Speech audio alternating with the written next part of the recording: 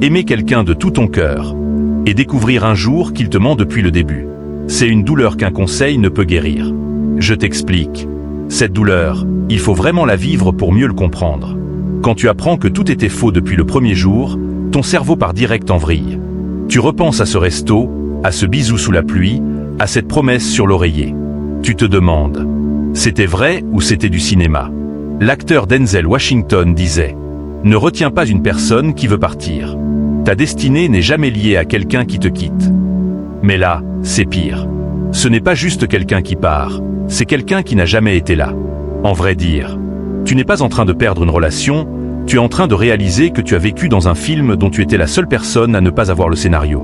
Des recherches en psychologie, notamment celle de Bella DePaulo de l'Université de Virginie, montrent que les gens mentent beaucoup plus aux personnes dont ils sont proches qu'aux inconnus.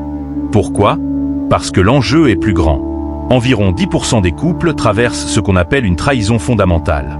Ce n'est pas juste cacher un ticket de caisse, c'est inventer une vie entière. Tes amis vont te dire « Ah ouais, allez, oublie-le, là.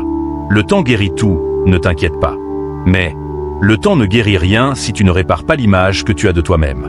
La douleur est immense parce que tu ne pleures pas la personne. Tu pleures la confiance que tu avais en ton propre jugement.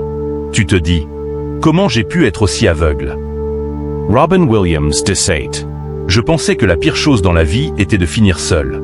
Non. La pire chose, c'est de finir avec des gens qui te font te sentir seul. Quand tu découvres le mensonge, tu te sens plus seul que jamais, même si la personne est encore dans la pièce.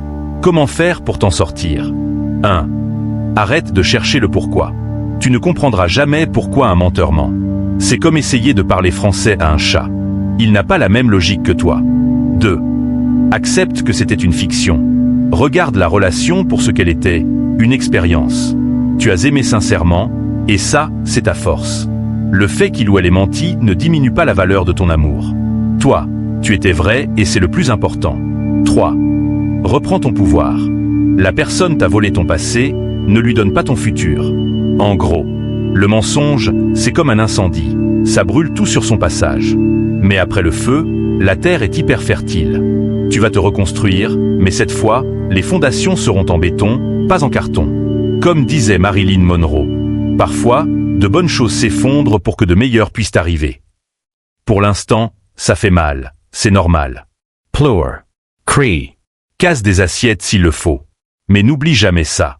Le problème, ce n'est pas ta naïveté, c'est sa malhonnêteté. Tu es celui ou celle qui s'est aimé. Et au final, c'est toi qui gagnes.